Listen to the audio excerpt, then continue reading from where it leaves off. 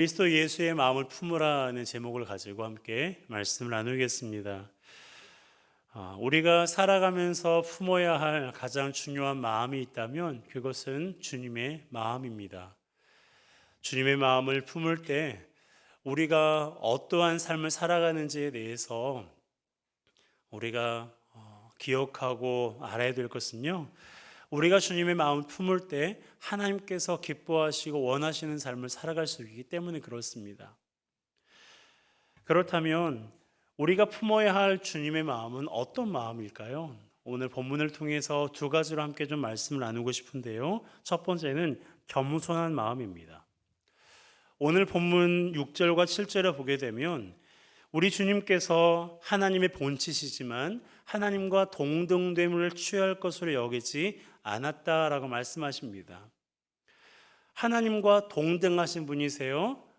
예수님, 하나님, 성령님, 이 세 분이 한 분이라고 말씀드렸잖아요. 그럼에도 불구하고 예수님께서는 하나님과 동등하신 분임에도 불구하고 동등됨을 취하지 않는다라고 말씀하셨습니다. 그러면서 어떻게 하셨어요? 오히려 자기를 비워 종의 형체를 가졌다라고 말씀하고 있습니다. 제가 어제도 그제도 언급하고 새벽에도 언급했는데 요즘에 제가 우주라는 이것에 좀 빠져 있거든요.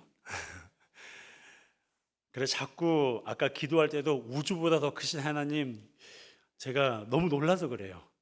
그리고 그 우주보다 더 크신 하나님이 나를 이렇게 사랑하신다고, 나와 함께 하신다는 이 사실이 요즘에 저를 좀 이렇게 감격스럽게 합니다. 그래서 오늘 또 이 우주를 말하는데요, 여러분, 우주보다 더 크신 하나님께서 종의 형체를 가지셨다. 우리는 지식적으로 너무나 잘 알고 있죠. 하나님이 사람의 모양을 입고 이 땅에 오셨다. 우리가 너무나 많이 듣고 알고 있어서 이것에 대해서 우리가 별로 감흥이 없을 때가 있어요. 그런데요, 우리가 가만히 생각해 보면 우주보다 더 크시고 높으신 그 하나님께서 종의 형체를 가졌다라고 하는 것은요, 이것은 우리가 대단하다, 놀랍다, 사실 그런 단어로도 표현할 수 없는 그런 하나님의 놀라움입니다. 바로 하나님께서는 이러한 겸손한 마음을 가지셨다라는 거예요. 두 번째로 우리 주님은 어떤 마음을 품으셨습니까?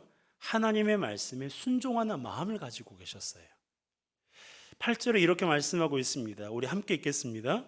사람의 모양을 나타나사 자기를 낮추시고 죽기까지 복종하셨으니 곧 십자가에 죽으심이라. 자, 자기를 낮추시고 죽기까지 어떻게 하셨어요? 복종하셨어요. 누구에게요? 하나님께 복종하셨습니다.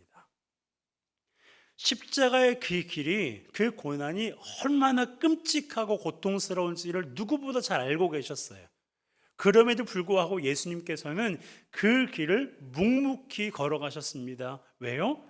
그것이 하나님 아버지의 뜻이었기 때문에.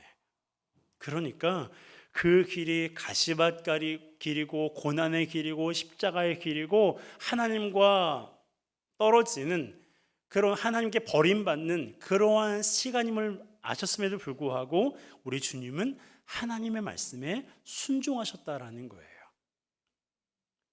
여러분, 이것이 바로 주님의 마음입니다. 겸손한 마음, 하나님의 말씀에 순종하는 마음이에요.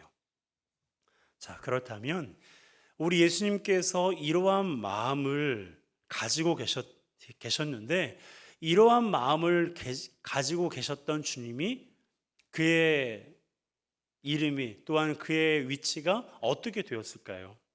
오늘 본문에 보니까 하나님께서 높여주셨다라고 말씀하고 있어요.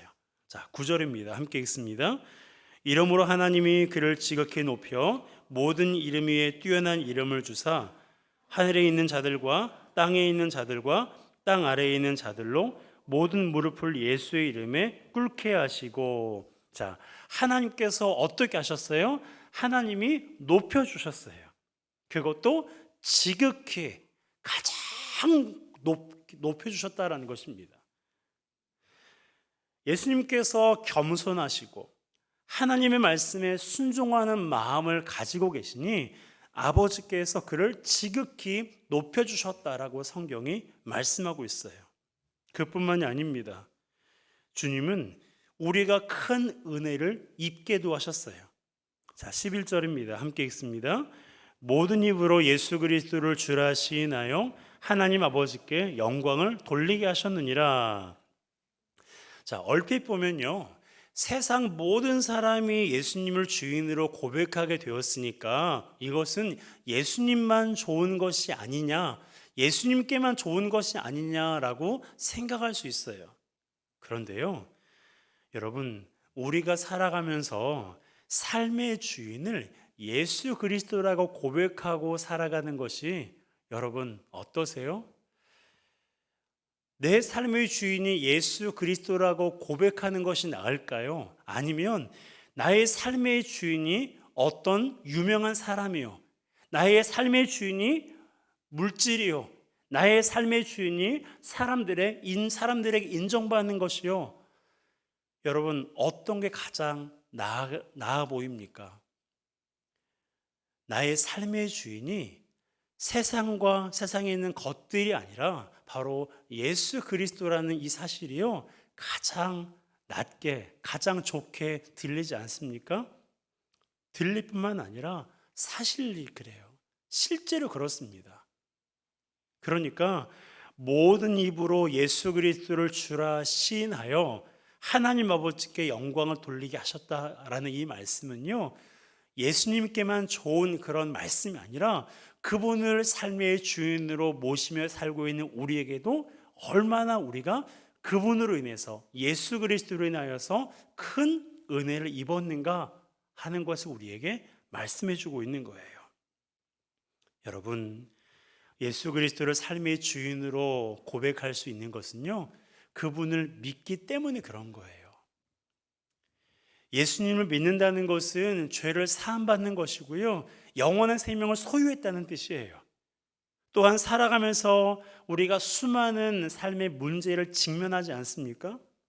그리고 오늘 아침에도 어쩌면 여러분들은 영적인 싸움에서 승리하고 이 자리에 오셨을 수도 있어요. 우리가 그렇게 살 수 있게 된 것이 어떻게 가능해졌을까요? 예수님을 나의 주인으로 고백하기 때문에 가능한 거예요. 나의 의지가 좋아서, 내가 그래도 좀 성품이 좋아서 그런 것이 아니고요, 내 삶의 주인이 예수님이십니다라는 것을 우리가 입술로 고백하는 그 믿음이 우리 가운데 주어졌기 때문에 우리가 영적인 싸움에서, 그리고 삶의 고난의 자리에서 승리할 수가 있는 거예요. 결국 예수님의 겸손한 마음과 하나님의 말씀에 순종하신 마음 덕분에 누가 큰 은혜를 입게 된 거예요? 누가 은혜를 입었어요? 네, 우리가. 성준이가요. 누가요? 성준이라고 하려고 그랬죠. 네, 우리 한 사람 한 사람이 은혜를 입게 된 거예요. 중요한 것은 예수님의 마음이 이러한 마음이라는 것을 우리가 알고 있다면 우리도 어떻게 해야 돼요? 이 마음을 품어야 된다는 거예요.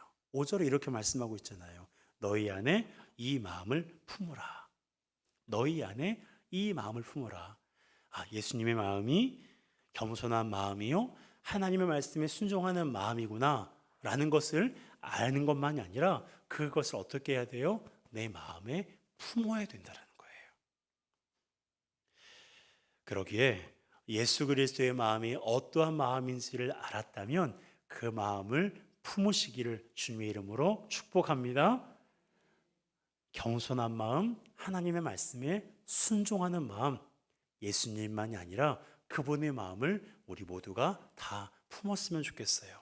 더불어서 이러한 마음을 가지고 있는 사람이 사람들과의 관계에서도요, 지혜롭게 할 수가 있어요. 여기에 소통에 대한 지혜가 곁들여지면 관계를 잘 할 뿐만 아니라 우리를 통해서 그리스도의 사랑이 흘러가게 됩니다. 자, 그럼 이 시간부터요, 형통하는 소통의 법칙이라는 주제로 우리 강사님께서 강의를 이어주실 텐데, 우리 김영진 안수 집사님은요, 치과 의사로